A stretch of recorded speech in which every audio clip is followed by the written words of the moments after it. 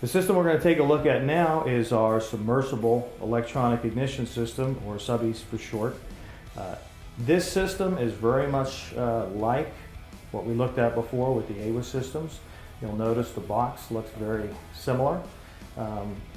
The difference between this and the all-weather electronic ignition system is that, one, we've removed the coupling out of the top, but the important thing is we've actually filled the inside of this system with potting compound. It's the same potting compound we use on the controllers to keep the moisture at bay. Same thing here. We basically build out the box, we seal from the inside, and then we fill it with potting compound. Considerably heavier than the AWAs because of the potting compound. The other noticeable difference is the pilot burner. The other pilot burner is all perforated and it's rectangular. The only perforation we have is in the top. We found through testing, by having the slits in here, when the wind blows, it actually performs better. It's almost like stoking a fire. The other difference with this is everything on here is, well, the new pilot burners are all stainless steel and brass. This is all 3/16 stainless. It's just marine grade to handle the water. When installed, the water level has to be at or below the bottom of the wind cage. We recommend no higher than ½ inch distance between the water and the bottom of the wind cage. In this example here, the pilot burner is a little bit short.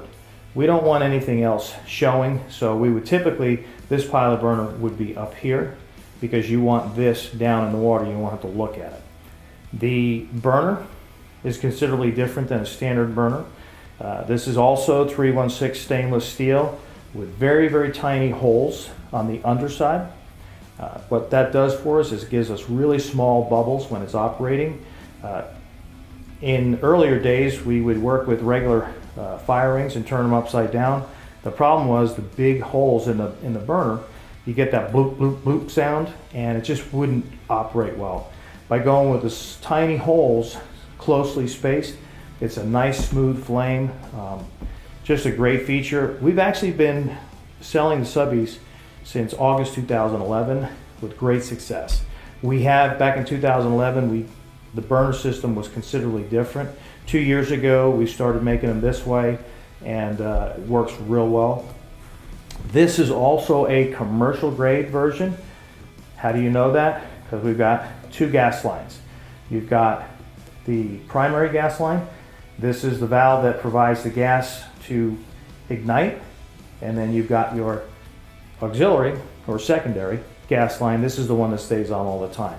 Again, in this burner, just like in the copper cone, you've got the same burner configuration so that when this is on, the flame is not touching the igniter. This can be used with either propane or natural gas. One of the enhancements that we're making right now is we're going to waterproof connectors.